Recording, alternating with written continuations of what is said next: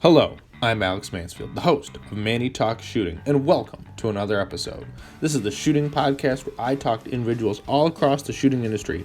We'll talk competition, self-defense, concealed carry. If you like this content, check out our YouTube channel, Manny Talks Shooting. And without further ado, let's get to this episode. Manny Talks Shooting is proudly presented to you by D2 Custom Guns.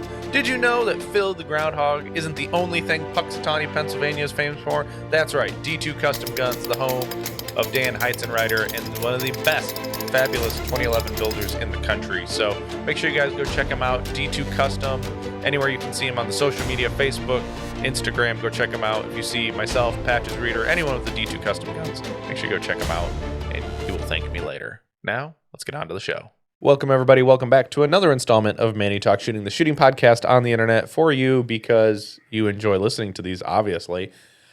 Need to remind you that this show is proudly presented to you by D2 Custom Guns. You could get yourself an awesome custom 2011 blaster made by Dan Heizenreiter out of Puxatawny, Pennsylvania. Just hit him up at d2customguns.com. Get yourself something ordered. You'll have it sometime this season, probably within his lead time because he's good at that. Just a one-man shop making great craftsmanship products. Anywho, we were sitting down today with a man with a plan who doesn't live too far from me, back in my old stomping grounds, talking to Mr. Joseph Grohs. How you doing, Joseph? Doing well. How are you today? I'm doing pretty good. I mean, it's Monday. I mean, it could have been worse Monday. I mean, we've all had those bad Mondays, right? Oh, yeah. Yeah. So, not too bad. Can't complain. What about yourself? I mean, just got out of school, so just been hanging out and relaxing, trying to let the final stress leave my body. There you go. Now, for everybody, when he means he's getting out of school, he's not really young. He's been around the block a little bit. And he'll share his story, obviously, but don't think he's a young guy that we're talking to. The kids would probably make me say that anyway if they were standing here. It's okay. Yeah. But Joseph, for people who don't know you, who are you and how did you get into shooting?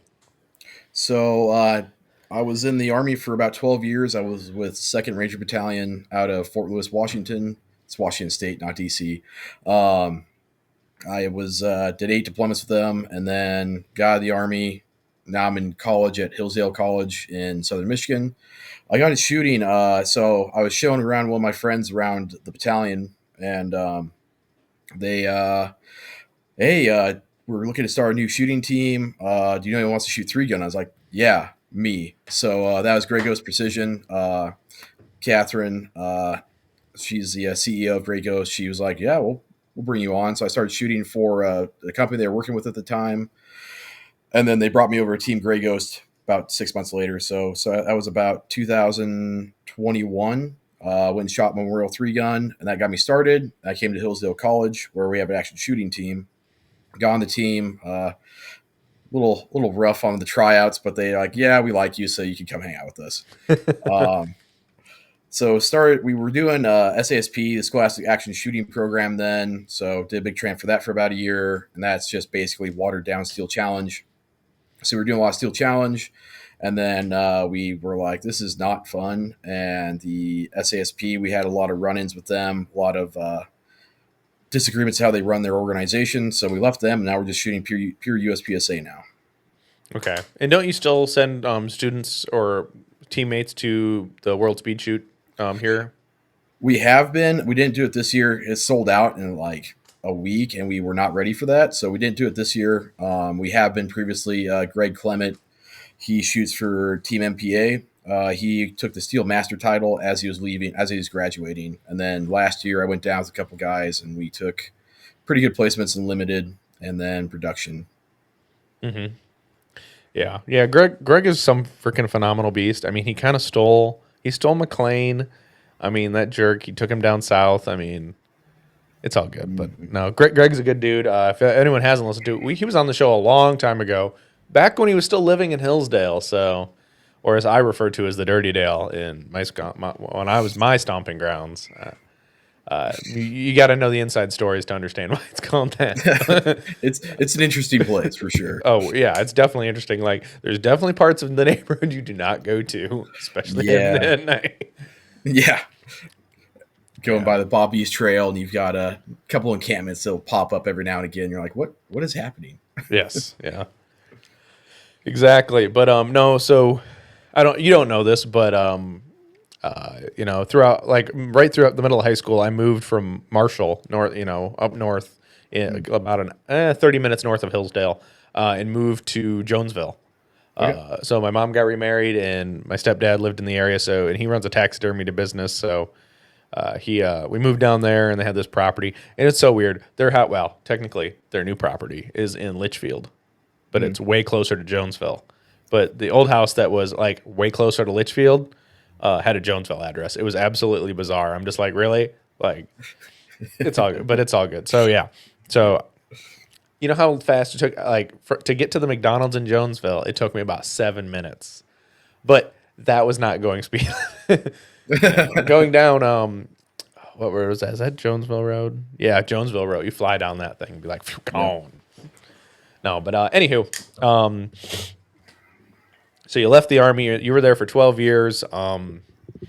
What was your MOS in the army?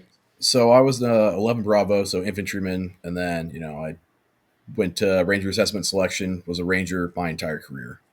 Okay, you're the guys out doing the real work now. So Lord, my brain. This is really a Monday because my brain's not actually functioning at all in cylinders because it's also after dinner time. But anywho, so what was your day to day operation? The way you can share of what'd you do over day to day? So kind of you had your we had a our cycles were 6 months off, 3 months on deployment. So Mm-hmm. you'd be back for 6 months doing train ups and various training events, all prepping for the next deployment. You deploy, and deployments were the best way to describe it for how we operated was it was like a 3 month long hunt with your best friends. You Mm-hmm. would wake up in the morning, go to the morning brief, any tasks that had to be done, probably go get some dinner. We were on a reverse cycle, so we would eat. Our lunchtime was our breakfast, and then we'd start the day off like that. Maybe go hit the gym. If there's a mission we spent for the mission, get all our gear prep, go on mission. If not, then we just hung out. We did a little bit of training. Watched movies, played video games, had more food, had more gym time, went to sleep, rinse and repeat. So it was a good.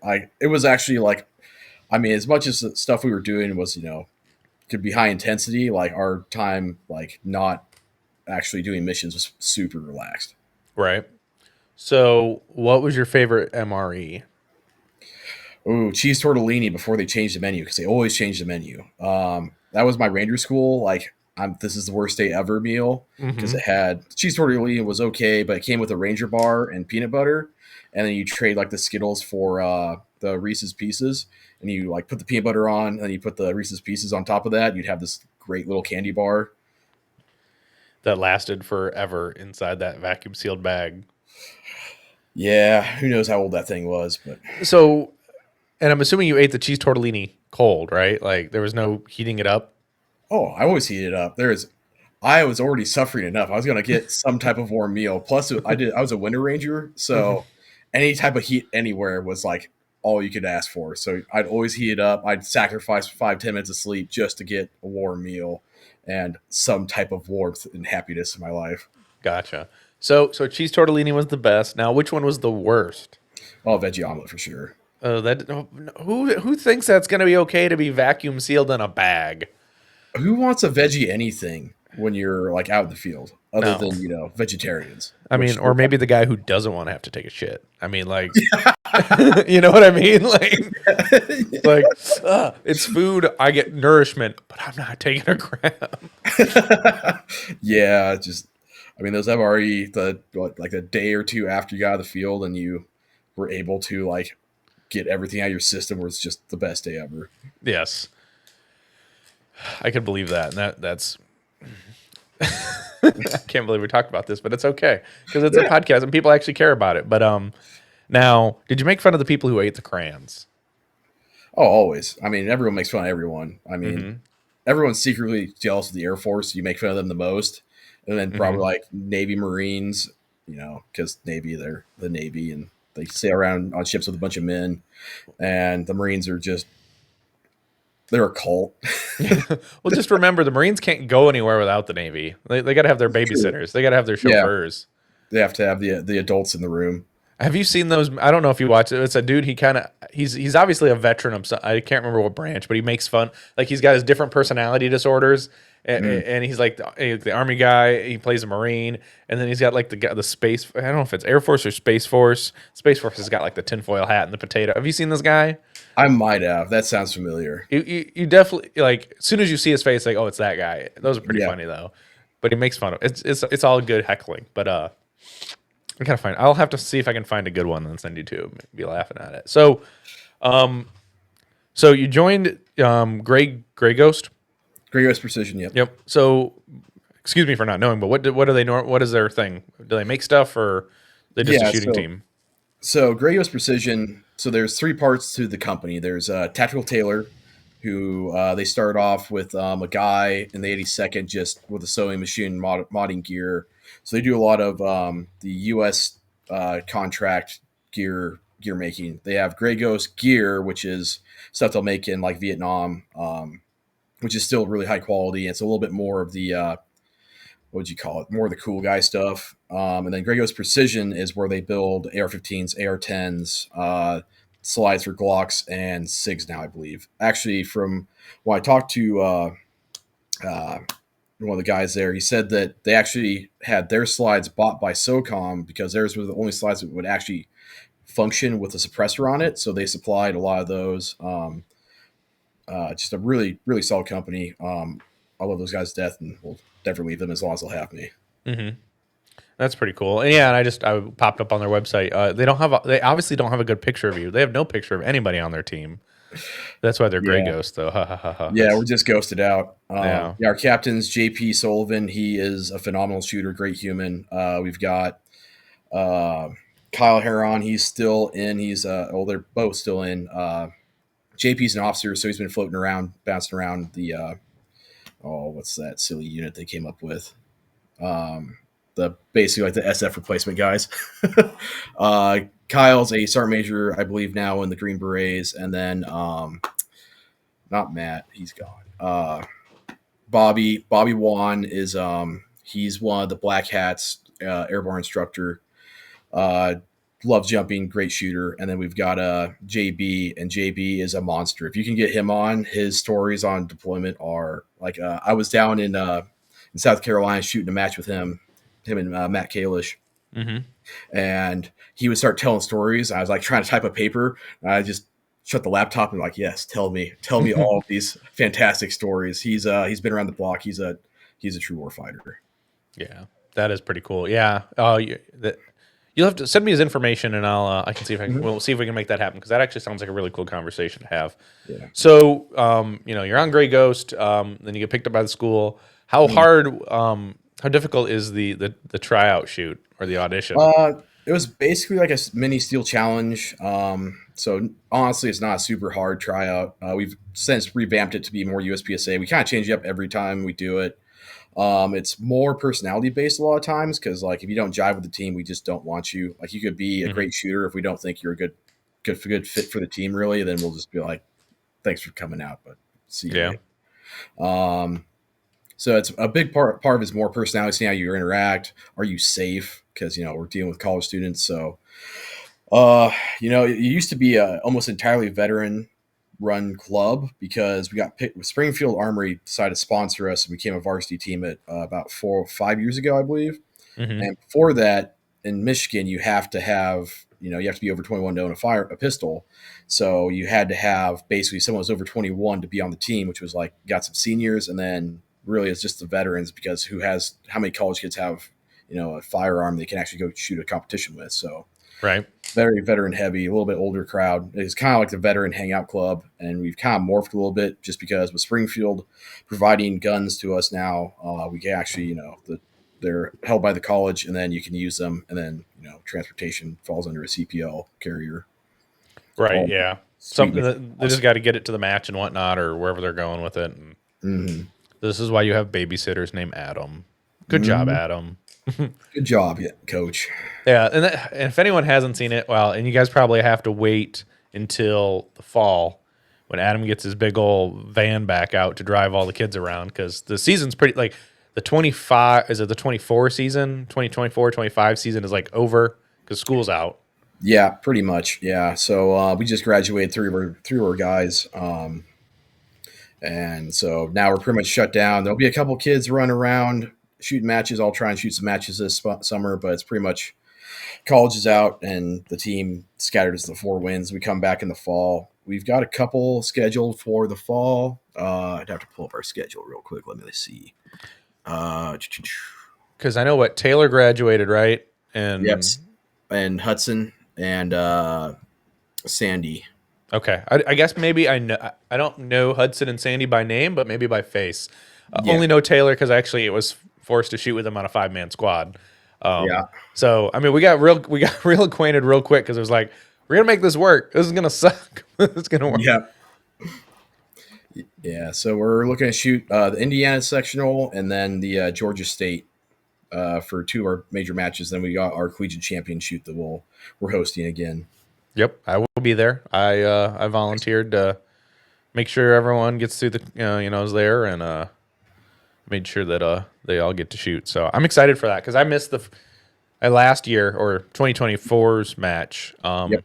It was a family birthday, and I'm like, I can't miss Okay. this. So I'm like, Yeah. well, sorry, I can't be there, but I would have been there otherwise. But I think it's a great thing to bring to light. Getting more colleges into practical shooting, more Yep. than just SASP stand and shoot. Yeah. Yeah, there's a lot of dynamics into it. I mean, do you take the kids? They probably could do it if you don't. Take them to the weight room and like power lift or something, and like put them on the treadmill and get some cardio. We're slowly evolving the team. It's veteran heavy, so it's kind of like go work out. You know how to do it. hmm This next year, we're working on getting time schedule with the trainers, so we'll have 3 days a week after practice. We'll go to the gym and get these kids swole. Yeah, I mean, they could use to they in words of niceness, they could put some meat on their bones. Yep. I mean, Well, I I mean, wish I was you that go skinny do that. again. Yeah, yeah. We got some little fellers running around. You got well, but it seems like what you have 3 women on the team, or We have 4. which is pretty impressive. You'd think like you might have had one, but they were able to sucker in a Well, couple of them. yeah, for a long time we had one. We called her Sorry Sarah because we kept having to say sorry about whatever shenanigans we were talking about. So sorry, Sarah. She's fantastic, Sarah Wagner. Now we've got Christina Lewis, Kayla Mullen, Clara Bose, and Gianna Coppola, and they've been real huge assets to the team. You know, there is the girls on the team, so the boys club is kind of like, Yeah. Well, so speaking of that, like, is there anyone going to be there to forcibly help you put on your matches still? So I mean, Steiger's got picked up by the range. They're looking to do some part time hiring. I'll be bouncing in and out all summer doing some travel.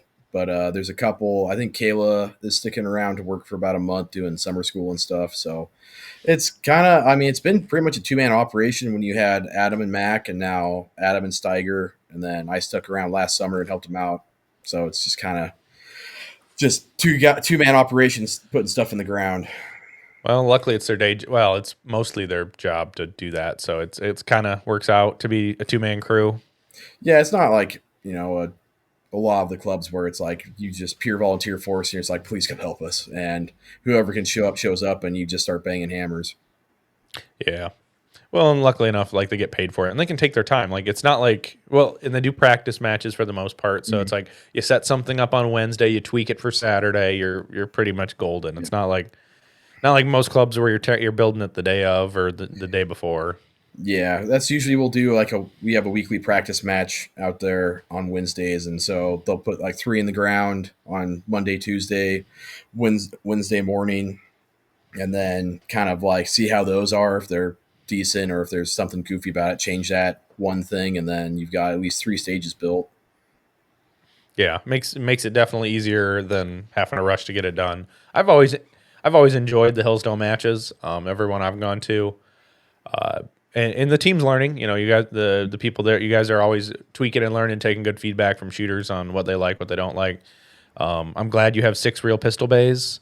The parking lot bay is really nice, but we could use it still. I mean, there's still enough room for all the cars. Yeah, it's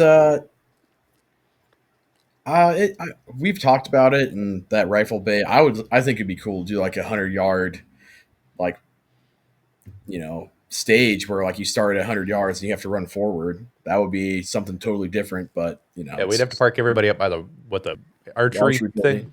Yeah. Yeah, I don't know So about Hill. I'm just kidding. I mean, but yeah, yeah, no, yeah, but that'd be cool. Or honestly, you guys, they could run like a PCSL 2 gun style and be like Mhm. actual 100 yard shooting with a rifle and Yep. like be like, and then you can run up and shoot some pistol stuff. But yeah, like Yep. that would be pretty cool every once in a while. Like there's all Mhm. those opportunities at what is the pistol range actually called? Because that's got a different name with a funky sign, right? It's the Ailes Action Shooting Range. So Mm-hmm. we call her Mama Ailes. Her son Zach was on the team, and they basically sponsored.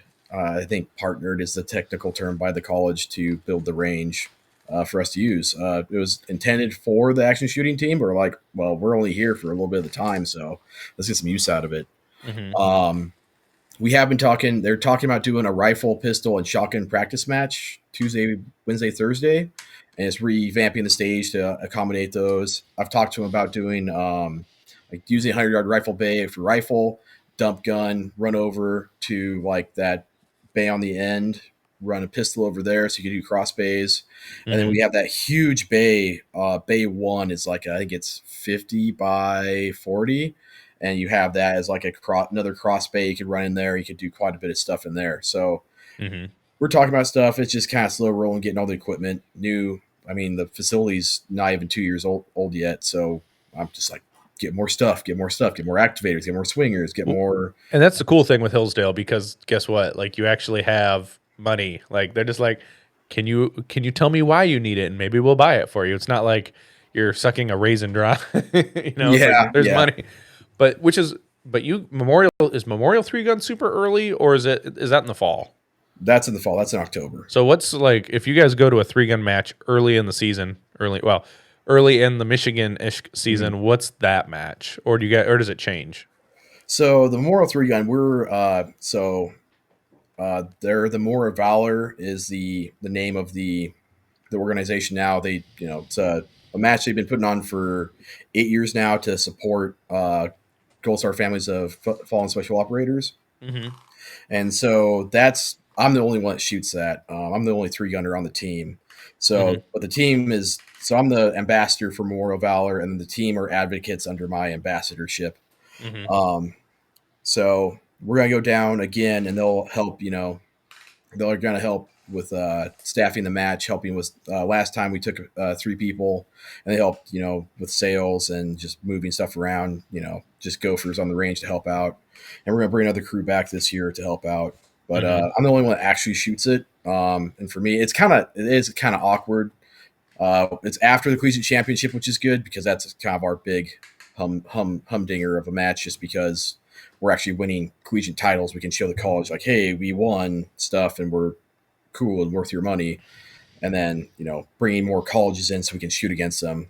We were talking to the president of USPSA to try and get a collegiate category added, so that they're like we could talk to like Michigan State, like, hey, come meet us at South Kent or Oak Hill or whatever, come shoot with us, and we'll just click the collegiate box and we can do a head to head just between collegiate shooters, and then we can show Mm-hmm. colleges that we're performing against other college athletes. So that's our big match of the year, really. So it's after that, which is good, but then switching from 3 gun, which is just pedal to the metal, 2 on paper, good to go. Hits don't really matter as long as you actually get your hits, from Mm-hmm. USPSA, where alphas matter. Right. Have you personally ever thought of shooting the multi-gun nationals in Forest Lake, Minnesota?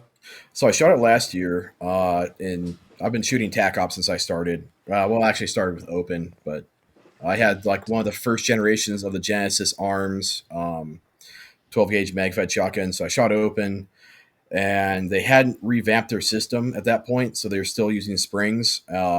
And I took the gun to them, and they revamped it to run like a charm now. I've been shooting TAC ops for about the last 2 or 3 years, and I took ninth in TAC ops at USPSA multi gun. Mm-hmm. That's pretty cool. Yeah, So TAC Ops was that Daniel Horner who won that one, or was that Nils? that was Nils. Okay, I can't. I just know they're both pretty big, and well, Nils shoots multi-gun nationals. That's about it. Daniel Horner's always been a beast. That's why he Yep. was on the AMU. Mm-hmm. Now, Army marksmanship unit has a couple 3-gunners. What is it? Just John Wydell now, or No, I think there's 4 of them. I want to say John Wydell. I think he's leaving pretty soon though. yeah? Because And then I want to say that who's the other? There's one of the pistol guys leaving, or if he's not already left yet. Oh, Army marksmanship unit. Now it's gonna bother me. yeah, I'm blanking on names. I've looked at those names in like a month, so now my brain has just Yeah. evaporated them from the frontal lobe. Right. Well, yeah. There we go. At least there's fast links to get to them to the teams. I Yeah. mean, that's the nice thing. But oh god, is this? Oh wait. Oh no. Why are these links not clickable? Come on, Army, get your website together. You'd think like who's on the team. Well, I can understand not sharing who's on the team, but it's also just a pain in the butt. I'll figure it out later. But yes. So I'm obviously the Army marksmanship goes to every freaking match and stomps. I mean, that's where Daniel Horner came out of. Yep. He's a freaking savage with the multi-gun. So no plans of going back to multi-gun nationals this year, or Not this year. I'm traveling too much. It was a good match. I really like the Zoo City Armory matches, though, are just where it's at. If you can make it to any that they put on, Jason, I always want to say Briley, but it's not Briley. It might be. I don't know. But Right. Jason puts on just fantastic matches. And all the ranges down south have 600-yard ranges that you can reach out to and actually get some distance, which helps me out a lot in the scoring because I'm pretty okay at shooting distance. now speaking of that,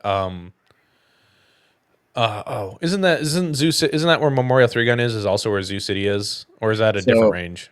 So Griffin Group hosts the match. Zoo City Armory will go to different facilities and set up the match. So they are the designers and conductors of the match, not necessarily that they have that range. I can't remember the name of the home range they have in North Carolina, but yeah, it's pretty much right there. Gotcha. Yeah, there's a couple things I can piece some things together, but not all things because my brain don't work all the time. But yeah, so you said you started pretty much in TAC Ops, or you shoot TAC Ops. What's your pistol for TAC Ops then? I have an Atlas Athena. Oh, okay. Now, have you thought about going to modified? I have. What's holding me back is that I've gotten competitive in TAC Ops because everyone went to modified. So that it's basically like carry optics in USPSA. The field is stacked. Right. To be competitive in that, you have to be a top tier shooter. Where I'm getting there, but I got a lot of growing to do before I can compete with those guys. They are just a bunch of monsters. Yeah, I can understand that. Now I'm gonna go look up TAC Ops for last year's multi-gun nationals. I gotta see if you beat this one guy. Come on. Let's see. Scroll. Yep, there you were at 9th. Did you beat? Or does he not? Oh, he must shoot open. That's right. I don't like that. I forget what his name is. Oh, it's the other Adam. It's Adam Reiser, but he didn't even shoot multi-gun nationals last year. Weak Reiser. No, that's another good podcast I quite listening to is On the Perf. I don't know if you listen. It's mostly a 3-gunners podcast, so it's Okay. Adam Maxwell from Vortex Optics and Adam Reiser. Okay. Both good dudes. Yep. Both mean well for the sport, and they. I'm not a 3-gunner, but I quite enjoy listening to them banter with each other for the most part. So it's a probably good podcast for you to listen to because you actually shoot multi-gun. So that's still really impressive though. TAC Ops 9th and TAC Ops against behind Nils, so not bad. Not bad at all. And I kind of threw away one of the stages. There's a pistol jungle run, and I was shooting right behind an open shooter who just demolished it. And I was like, maybe I could keep up. So I just basically threw a stage trying to shoot it as quickly as possible. And they actually brought in the USPSA scoring, so alphas did matter. And then I had a couple mics because there was some pretty long pistol shots with irons. I was like, that's good enough. Just banged a couple at it. So I think aren't we? I don't know. Are we shooting together for Michigan section? Or are you on another squad? I'm shooting the staff day. So am I, but I can't remember if you're on my squad or not. I'm gonna look. Yeah, I haven't looked at the squad at all. I don't think we are. No, you're shooting. You're shooting on another squad. I think you're shooting. Okay. Who are you shooting with? Oh, you're shooting with Zach. You're shooting with Zach. So that's why. That's lame, but no, it's okay. I forgive you this one time. I think I'm shooting with McLean though. So Oh, nice. Yeah, the guy, he came all the way up from the CRO class in like February. He came all the way up from Missouri, or did he not go down yet? No, he already left. He came back up for it. Yeah, it's like that's a long ass drive. Yeah, long ass drive for a class. Yeah, but it's all good. So, what was I going with? Oh, so Multi-gun, brain fart, Michigan section. So you got Michigan section in the summer. Are you shooting anything else? What major matches are you shooting in the summer in your quote unquote off season? I haven't looked too close just because I'm bouncing all over the place with travel, going home to Oregon, and then I'll be in Montana for a couple weeks, and I'll be in Florida for about a month. I'm looking at, what was it? I want to say Area 6. In I think October time frame. it's in August. Is it August now? Let's see. Area 5, sorry. Oh yeah, shoot Area 5. You should definitely do that. Yep. So looking at doing that. I mean, I gotta get shooting, and I'll be hopefully starting back up. The little brother's coming to college, so I'm bringing him out early to tune him up on shooting before he tries out for the team. So Well, that'd be pretty cool. So you said you're from Oregon. Mhm. What's your most memorable youth memory of being out there? oh, that's a And interesting. don't tell me it's the rain, because we all know you're lying if you say the rain. I grew up on the east side of the Cascades, so we didn't have a lot of rain. I actually There grew you up in go. the desert, so Oh, there you not a go. lot of rain. Yeah. I could not imagine living in Portland though. Like just being down like that area. I could not imagine being like Yeah, downpour to rain. I lived in Fort Lewis, which is right outside Tacoma, and it's like 200 days out of the year it's raining at least, and so you get tired of the rain, especially that drizzly, like sad, just depressing rain, not like the big heavy drops. Where like I'm wet and it's fine. It's like, oh, I'm kind of damp, and then the sun will come out for a little bit, and then you kind of almost dry out, then it gets damp again. Yeah, So it's not as bad as the monsoon in Marengo. it was no. That I don't remember that ever happening really at all. Yeah. No, the monsoon in Marengo was horrible. That was brutal. Yeah, I that sucked. It was And not I a was good. one of the few people who was able to run inside of the clubhouse every once in a while. I wasn't like everybody else who's like, this sucks. I'm standing in the rain. Yeah.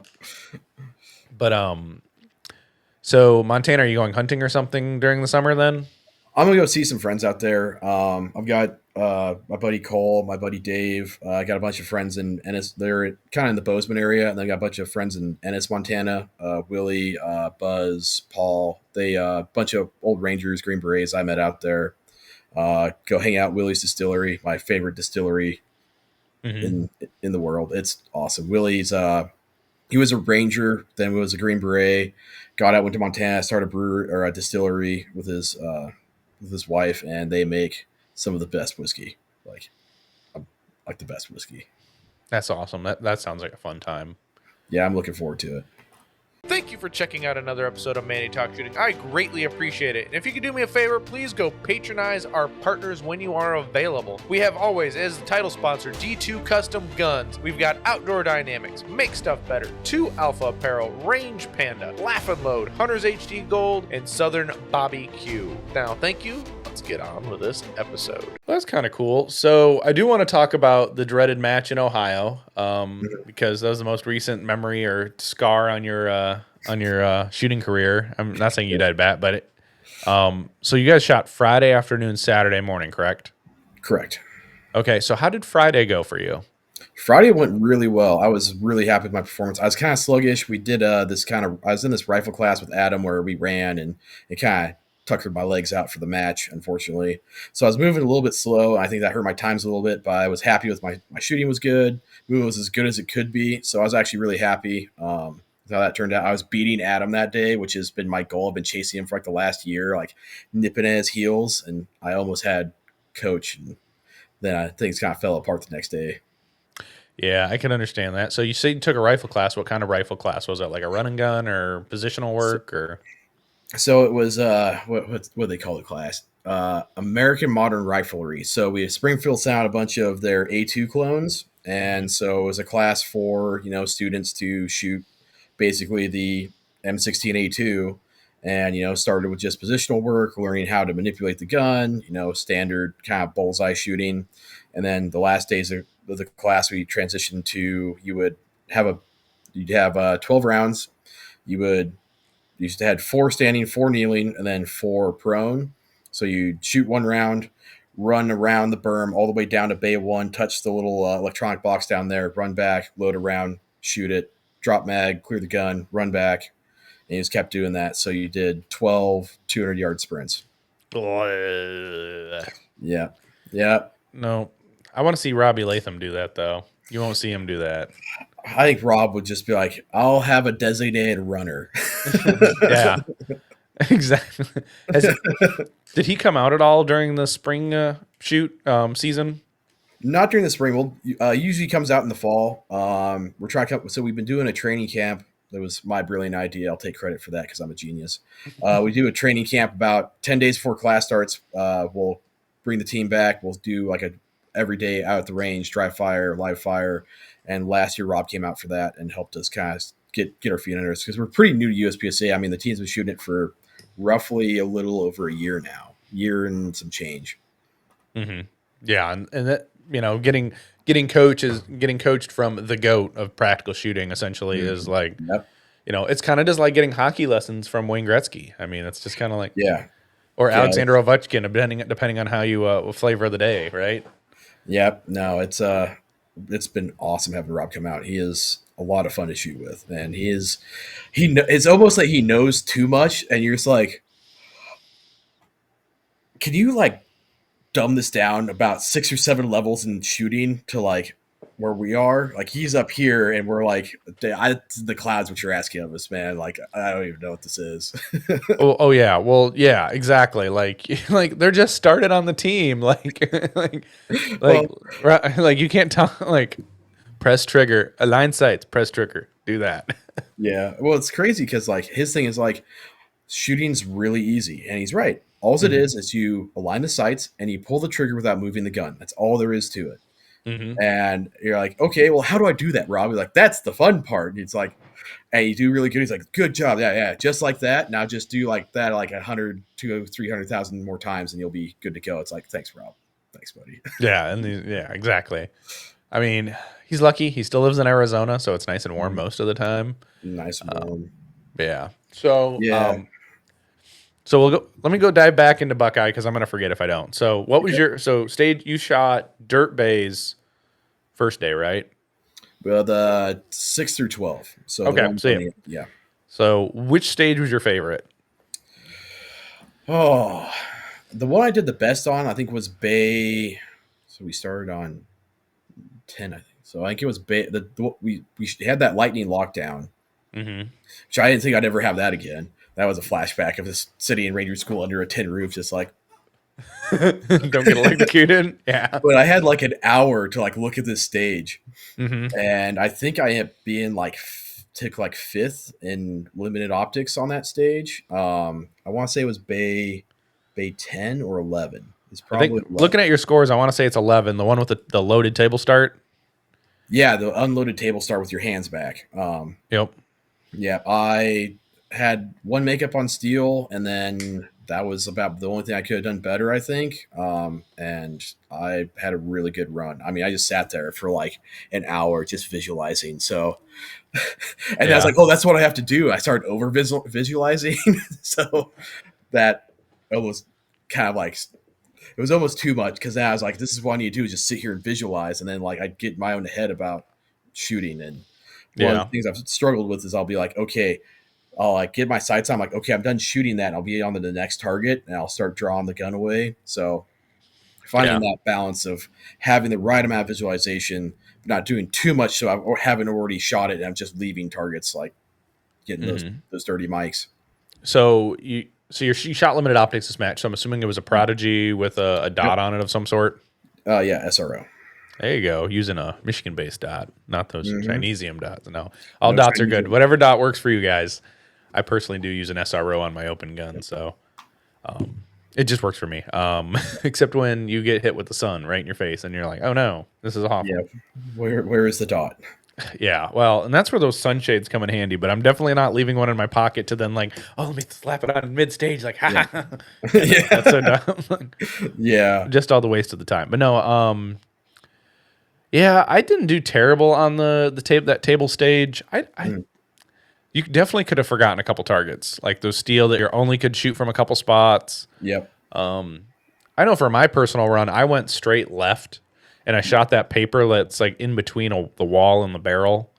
Like I shot Okay. that first, ran up, shot the steel, and then the no shoot left, came back, shooting the port, and then the steel from there, and then taking the two papers on the right wall, Yep. turning and shooting the one popper that you had to shoot from there, Mhm. running forward, shooting the three paper through the port, and then ending on the The little weird barrel the hidden weird guy. half target that I just one handed because I was like, fuck it. I mean, if you're presenting a target like this, I might as well.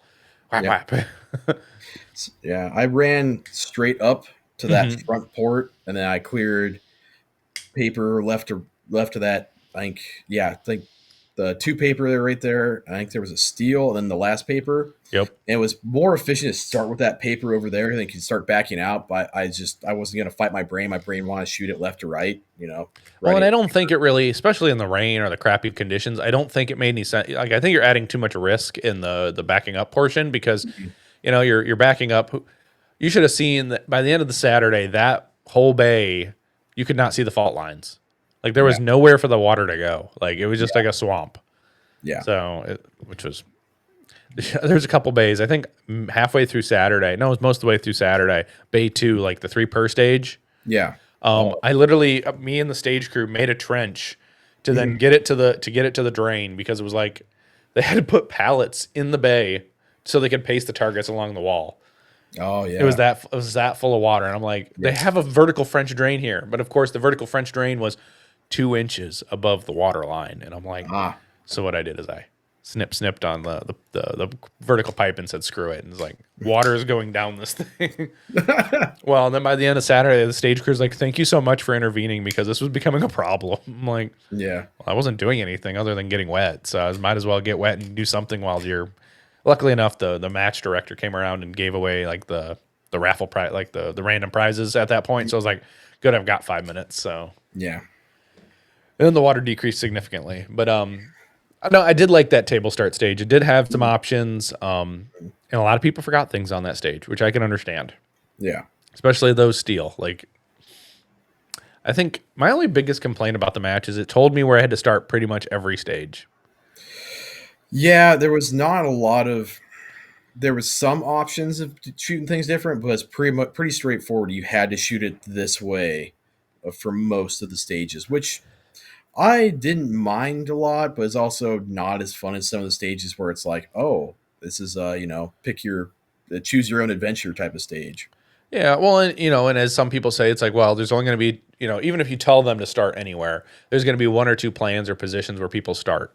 But at Yeah, least you give people the option or thinking the option of, okay, I can start over here if I want. I've seen some really weird start anywhere plans, and I've seen people retreat the whole stage because they felt it flowed better. yeah, Or the left or rights. So like if you're gonna put me in a start stick, put me in a start stick that I can pick left or right, and it's gonna be equally advantageous to either. Like I'm not screwing lefties by making everybody go left or right, or hmm, you can pick if you want to go left or go right, and it makes sense, right? So yeah, we had a stage so I'm a match director. We shoot second Sunday. And we had a stage that was perfectly like that. You could either go start left, or start right off the stick, yeah, and you had to travel the same distance either way. hmm, So, but it worked out well, and I think the hit factors worked out. But that's when I want to start stick, somewhere it's yeah, equally advantageous for yeah, whatever your preference is. hmm, yeah. The triple activator stage was cool, but it's just activators are always super hard to reset. You're asking a lot of your RO crew to keep that running. Well, and in my opinion, I would have had the ROs supervise the reset, and I would have made the shooters reset them instead of we'll Mhm. reset them. Like no, what? No, Yeah, like have them reset it. You watch them reset it. Like it's not yeah, difficult. Like it's red to red, blue to blue. Like yeah, if if Marines can figure out what color their favorite crayon is because by the flavor, people can line up colors, right? Like, yep, but no, I would have definitely not reset those all weekend. I'd have been like, shooters, get out from underneath that tent, reset these. Well, and luckily enough, the activators didn't get affected by the rain because they were yeah. underneath those canopies. The canopies were a great idea. There was that one, and then what was that? Was that Bay 6? I want to say no, Bay not six, yeah, Bay 6. six had No, one, and so did Bay 9. okay, yeah, Bay 6 and then Bay 9, and those two, like the canopy over the activator target, was just genius. Yeah, well, when you know it's always going to rain in Ohio in May, you might as well have them up Yeah. because no one wants to hear about the swinger being, not activating right. Yeah. And bobbers aren't really affected by the rain. Mhm. Neither would the max trapper. Well, the what the fuck they call? Oh, The the drop drop. target. Yeah, the drop turner. Yeah. For some reason, I want to call them like tip outs, but it's not a tip out. Like an IDPA, there's like a thing that like it'll be a target that it just like drops out, Hmm. and then sometimes they drop back. But Hmm. no, the drop turners. Chooch. And sometimes there's the double drop, so it's which is kind Yeah. of nice. Hmm. But nobody ever freaking wants to use a double drop. They're always like, "Oh, it's gonna be a single drop. You got to make everybody penalized if they don't shoot it real fast." I'm like, okay, I don't. Yeah, the one thing about the activator stage, everyone had the same plan. It was Yeah. shoot, get off the thing. If you decide to shoot a paper before you shoot the activator, and then you shoot the paper, and then you move and shoot the steel, and you run to the left and run to the right. I mean, Mhm. uh, and honestly, you could have just made it one big box instead of having that big tripping hazards of the boxes. Yeah. Yeah. You could have done that. I mean, because you could only made them, only make the positions make sense, right? Yeah. I mean, and that's me nitpicking things like just Yeah. throw the fault line, like don't make just one big box. You don't got to worry Yeah. about the one in like one big box. And then you're only tripping off the one thing that you got to run across or get Yeah. off of. Hmm. But Yeah. That was the team's second major match. So that was because they shot Georgia first, right? Or was it we some shot other match? Alabama. Or no, Oh, sorry, that was our third. We shot down Florida. We shot the aim for the coast, and then we shot the Alabama sectional. I think it was okay. Alabama State. I think Oh, so how was aim for the coast? Because that was a brand new match for the year. that was really good. Holt is a fantastic facility. They had some really good stages. Team MPA showed up and swept the rug out from everyone. So that was, we knew that going in, and it's a little bit strange for us because our big goal was to win SASP, and like we had a championship title we were hunting for, and now we're like, hey, we just want to survive the match, but Mm-hmm. we show up and like not do too bad. It helps that we have a lot of people shooting production, which is pretty. Let's see, a field it's a division you can compete in pretty easily just because it's not like carry optics. We had some guys shooting the echelon with a dot on it, and they went to limited optics because limited optics is a lot friendlier of a division. For Well, and as some people found out at Buckeye that their production magazines were not production magazine, and their gun didn't yeah, fit the box. yeah, no, yeah, that was so we were supposed to shoot World Speed Shoot, so we were gonna do a Steel Challenge train up, and so we wanted people like the longer mags just because they help you seat it better, and you don't have to worry about like those little flat mags sticking in there and it drops out. Yep. So that was kind of a crushing blow for us. It's okay. There's more open shooters to shoot against, right? Like, I More mean, open shooters to take on with your iron sights and minor power factor. yeah. Hey, well, some of their ammo was kind of spicy, so you never know. Yeah, yeah.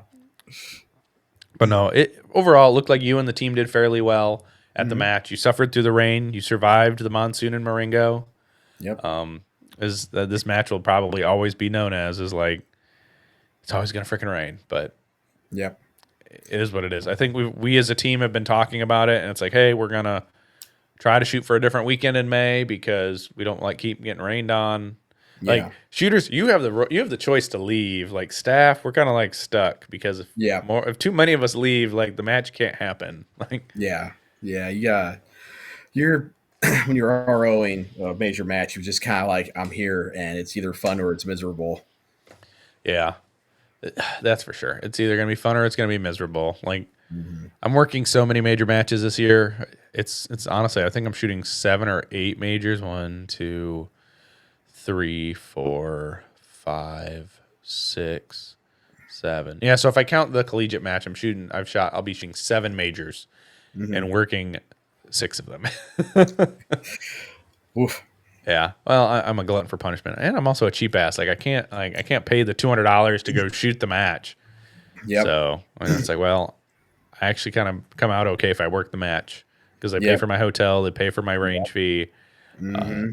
and I just got to get there and eat food. So Yeah. So, and you get lunch usually too. So you're not Yeah. looking. It's kind of the way to do it if you're looking to save some money on matches. I mean, traveling to 3-gun matches, the major matches are usually 2-3 days, and so you're eating Airbnb, food, and ammo and travel. Well, And and so, then think about taking time off work. Like you're just mhm. you're burning up assets like vacation time. Like Yep. now, I'm assuming since you work for the college throughout the school year, correct? Or Yeah, and I do student work, so it's odd. right. So, you don't really get PTO days, right? You might get a couple like, I'm sick. I actually can't work kind of days, but it's not like you get vacation time. No, it's just hourly. So however many hours you work, you get paid for it. Right. So if you say I'm not working Thursday through Wednesday, Thursday, Friday, you just don't get paid. Mhm. Exactly. God, yeah, and that's another thing. It's like it's harder to take 3 days off to staff a match because you got to be there early Yep. and what I found out in my somewhat old age, yes, 30 is old people. I want to take Monday off after the match because like the Yeah. travel on Sunday, like from Buckeye, it's not bad. It's 3.5 hours from the range to my house, not terrible. Mm. I'm going to Kentucky here in about a month. That's a Mm. 6 hour drive from the range to my house. Like that's the one you want after the match to be like, I want a day off.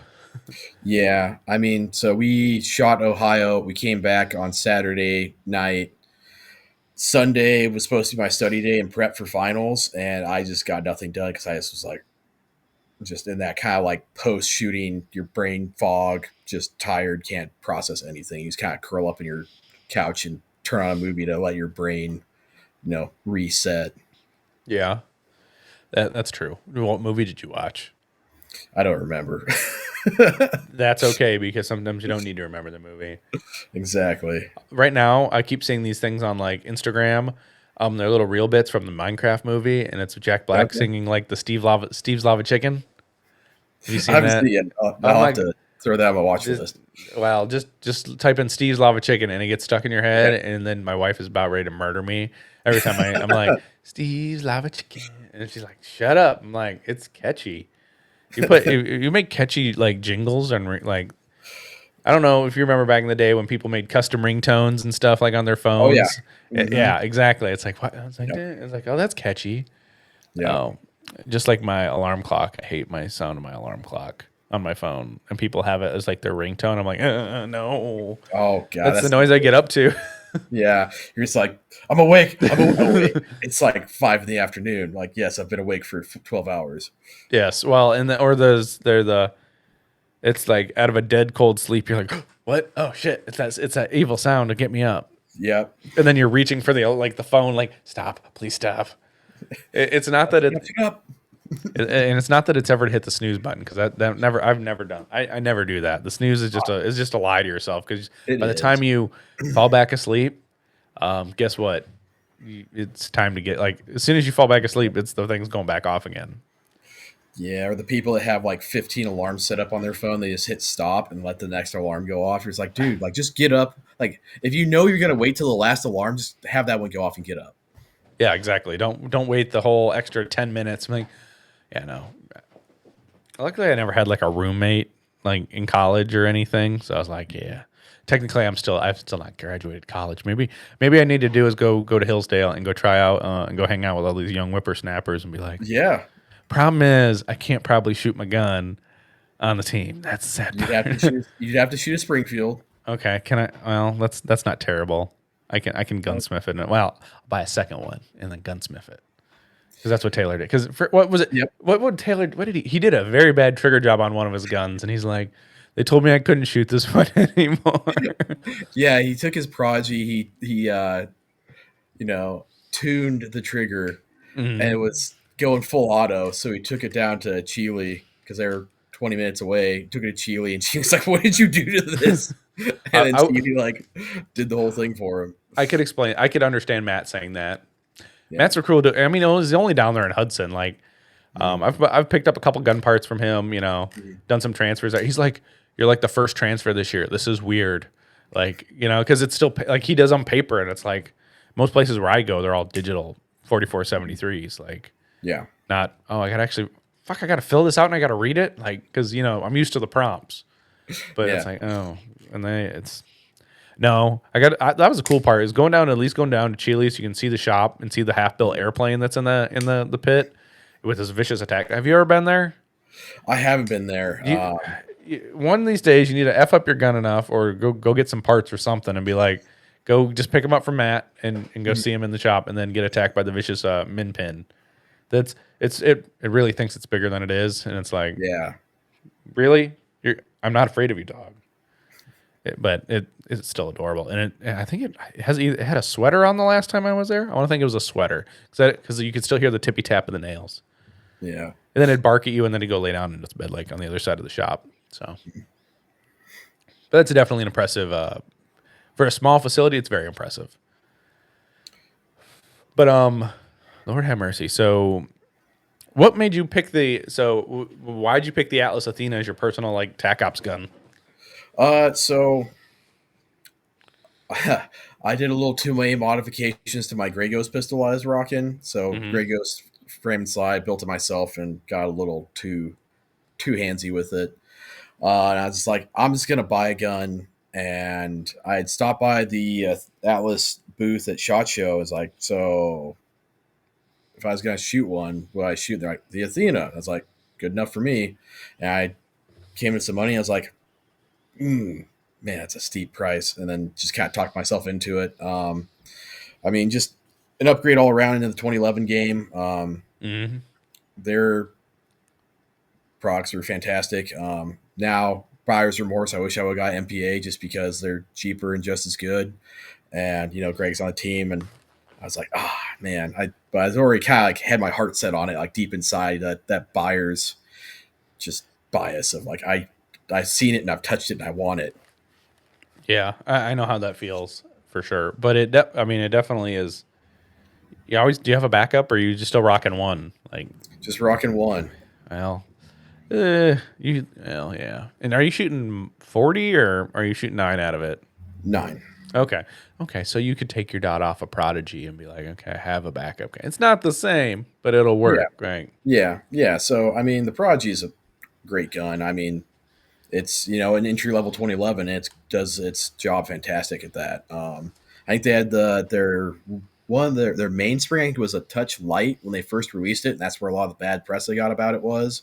And they put a heavier spring in, and it fixed like all the problems just magically. And I guarantee if you ask Rob about it, like, I told them that they should have that spring, that 19-pound spring in it, and they didn't listen to me, so it's their fault. That's what I have. That's what's in my open gun as a mainspring. But I don't worry about popping anything off. Like I think I shoot rifle primers, Gen X rifle primers right now, and I haven't any issues as long as the ammo seated properly. So, but yeah, I mean, that'd be something to listen to Rob about. Is that I think he knows a thing or two about 1911 style pistols. Like, it's always fun when Rob shows up and tells you all the secrets of what's going on in Springfield production and how he's actually noticed their products are like increasingly a lot more shooter friendly and a lot more streamlined for the shooting industry, or they're going a little bit more towards like the competition world. They're still kind of in that we want to be law enforcement, concealed carry, but you can see a lot of Rob's influences on a lot of the improvements they've made. Right, and they're making competition features normal standard for everybody, which is kind of cool. So next time you see Rob, you got to ask him about the short one. You got to ask him about Tim Herron.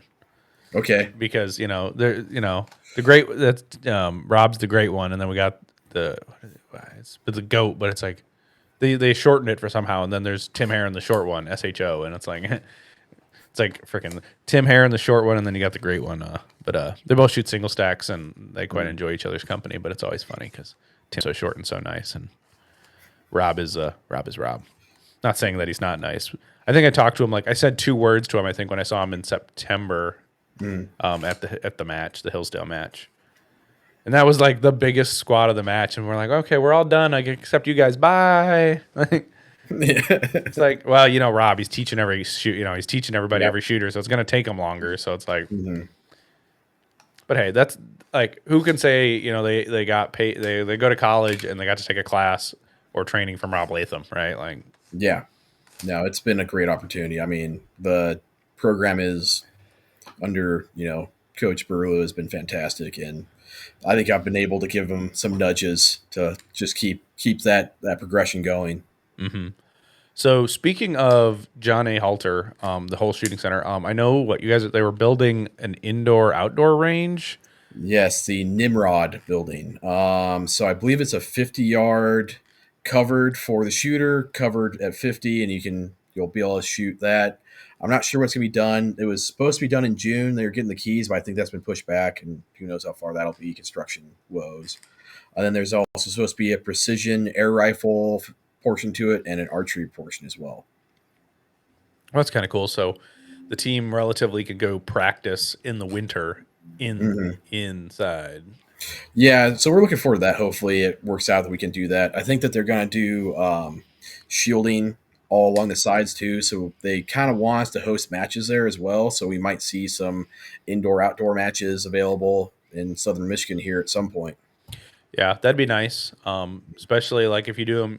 I think honestly, if they're able to do evening week or not an evening, but a weekend indoor match, that'd be kind of cool. Yep. Yep. I'd drive down for those. I mean, like I said, I'm only half hour from Hillsdale, so Hmm. if I really wanted to be stingy, I could stay with I crash my mom's place and be like, I'm only 15 minutes from the range. There you go. Which I got to backtrack. It's a little weird. I got to backtrack. Like it's not like I guess I could go through Jonesville, but it's much easier to go through like Allen Hmm. to go that way on the because it's and then leaving the range like we go to this like we go downtown to go eat at some like little bar all the time. Pub and Grub. Yeah, Yeah. it's a good place. I like those whatever those tots are like Oh yeah.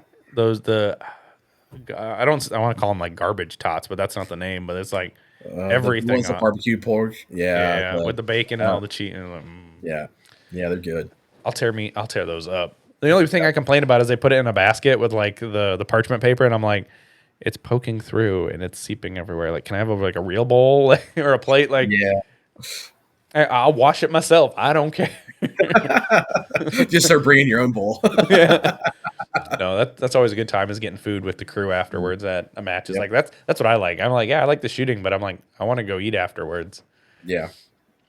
But yeah, so man, dude, you've been busy and all this, you've been doing a lot of cool stuff, and you've been helping the team out, and I'm excited to see where everything goes. You've got how many more years? Are you done with college? Or you got like a year or two left? I got a year left. And Oh, then there I you go. can So get a real people job. what are you talking about? The college will just hire you full time, and you can just live here in crappy Michigan for the rest of your life. It's fine. They've offered a little bit, but I don't think they're gonna be willing to pay what I would ask. So Well, this is true. They'll throw in yeah. an MRE for you though. No, they'll throw in some meals at the cafeteria at a discount rate, staff Um, pricing. I mean, it could be worse. You could be Could eating be. McDonald's every day. Just get the Proton McNuggets. Yeah. Now, this is a better question. So, did you ever get Dino Nuggies in the services? I don't think so. I mean, that's kind of sad. You would think that the people serving our country would get Dino Nuggies, the best form of Nuggies. So there's the brewer, the Hillsdale Brewing, and they finally changed it. It might be because I complained about it so much, but they had Dino Nuggies on the menu, but it's on the kids menu, and you weren't allowed to order as an adult. And I was like, are you kidding me? I want Dino Nuggies now. Right? I don't want to go home and bake them myself. Come on. Just like I want pizza roll. Like I want someone to make me a fancy pizza roll. Yeah. But bagel bite, I think bagel bites are better though. Not gonna lie. Yeah, I could see that. I mean, the pizza bites, they just explode. It's just a lava volcano. Take your your mouth. bite. And yeah. Yeah. And you never, I don't care what you say, unless you like have the discipline to put it on like the top of the oven and walk away for like 10 minutes, you were going to burn your tongue. Oh yes, 100%. Like not without a doubt, you were going to burn your tongue. 100% every time. Dino Nuggies. Just the weird shit you put in your freezer because it's like it was on sale. I might eat it at some point, or when I'm Yeah. really hungry at like 1 a.m. and I really want a snack. Dino Yeah. Nuggies. Yep. Yep. That's always a staple. You always have to have that in your fridge. You don't know if like, I don't know, family or friends are going to come and you need some Dino Nuggies, or, you went out to the bar last night and it's like, I did not eat enough and I am drunk hungry and I need some type of sustenance. Well, and that's the best. That was the good thing about McDonald's too, because you could go in the middle of the night and go get your food, but not anymore. It's No. I don't understand. Like COVID killed like 24/7 McDonald's. Yeah. They killed It's- a lot of 24/7 things though. Yeah. They killed, it was that was a wild time. It seems like it's kind of almost forgotten about. Oddly enough, it's like that's just like black hole in memory. People like COVID, like, oh yeah, that was weird. Yeah. Where people got to go home from college and school, but like before they were done, and it was like Mhm. that's why I never went back to school. Like I Yeah, was like I was like I had like a couple more credits left, and I'm like Mhm. I never went back yeah, just because it was like life got too busy and it was a pain in Mhm. the butt. Nor did I like yeah. dealing with the idiocracy of school. Like one day I had like an apple, and of course, instinctively, as a normal prepared person, I pull out said device of sharpness and cut Mhm. my apple. And then I got talking to by security because I had a device to cut my apple. Yeah, And I'm like, you're really worried about my device to cut an apple, young child of like some young 20-year-old person? You're afraid of Mhm. my apple cutter? I got pissed about that. yeah, yeah. That's the nice thing about going to Hillsdale. It's pretty. I carry a pocket knife every day, and no one gives me any guff about it. It's crazy. It's like you're an adult, and you can have this sharp, pointy object, and it cuts things for you when you need it. Yeah. Yeah. It just drove me nuts. I'm like, really? I can't. And Yeah. like, I remember World of Pansies. Mm. Sorry, pansies who get offended by that. But if you are afraid of me of cutting my apple in a classroom, like y'all suck. Yeah. Yeah. It's a interesting world we've come into. You know, the days of deer rifles in the back of the truck and pocket knives in everyone's pockets seem to have faded for some Right. And then unknown everyone reason. asking, who's got a knife? And everyone's like, here you go. Yeah. Yeah. I mean, I'm also like too precious of some of my knives and I don't like taking them to work anymore. Not because Hmm. I think someone's going to steal them from me. It's more the fact that I'm like, I don't want to lose them out of my pocket. Like, Yeah. we Those got a like really couple. nice. Yeah, you buy that really nice pocket knife. You're like, I love this thing, and you're like, you're gonna go on the shelf. And you're never gonna leave because I will lose you. Or the fact is like I just sharpened it to like really cut something and then I'm like, I don't want to waste you on paper and tape. Yeah. Yeah. Yeah. I got the onion sharpener, and that thing is a game changer. Is that the belt driven one? Hmm. Yeah, I've got one of Worksharp's other models. It's like a rocking system, so it's like a flat platen, and it kind of like it has a guided angle, but it also rocks. So you're doing a tip, and it just kind of flows. So you're not jacking up the tip or something doing that. Yeah, that's always tricky, figuring out how to sharpen the whole knife without just losing the tip of the knife. Yeah. Or then you've got the Tonto blades that I don't know anyone who really likes Tontos anymore because you had to sharpen them. You had to sharpen them separately, essentially, Mm. or like curved blades, like a kukri style blade that you kind of couldn't really sharpen on a traditional sharpener. Yeah. So you just had to use like a ceramic rod and hope to God that you kept it sharp. Like Yeah. things you learn sharpening knives because it's like, oh, this one's cool. It's like a Damascus knife. I have it on my shelf. Hmm. I can't ever use you because you're a Damascus knife that's a kukri and I can't freaking sharpen you very well. Yeah. Hmm. Like, I mean, how many times did you go to undeployment and you saw somebody sharpening their knife on a rock? It's not the right tool. Yeah. Oh man. Yeah. So, Joseph, man, thank you for hanging out with me tonight. This has been a Yeah. blast. I've had a good time. We talked about a lot of different topics. You in the military, Hillsdale, your 3-gun journey.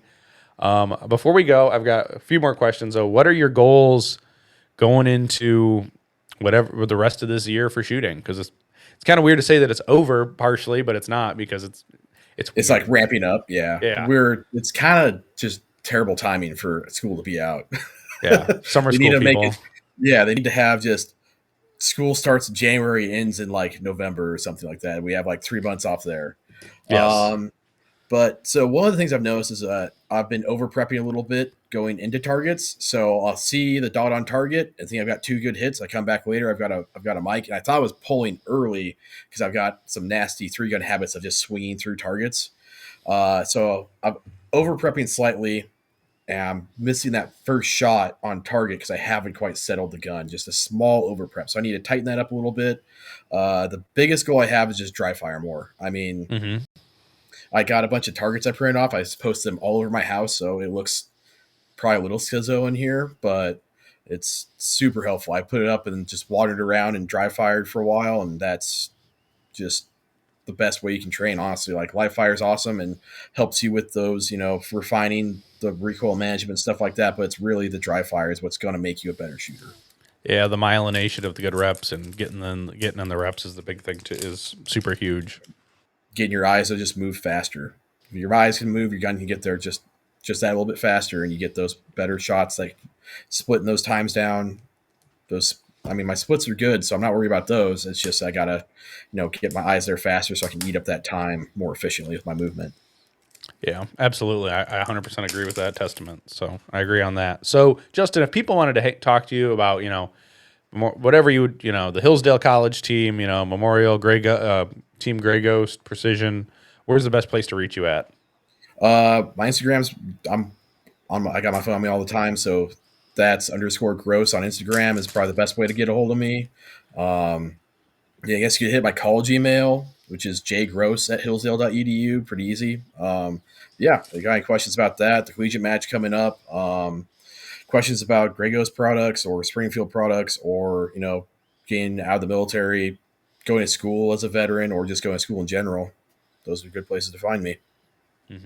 And people, if you got questions, hit up Joseph. I don't know why I called you Justin. I don't know. It's Joseph. Hit up Joseph and get some conversation going with him. But Joseph, man, thank you for hanging out with me. I know we'll see each other on the range soon, and it was a good one. So, and listeners, as always, get out and do the things. I will see you on the next one.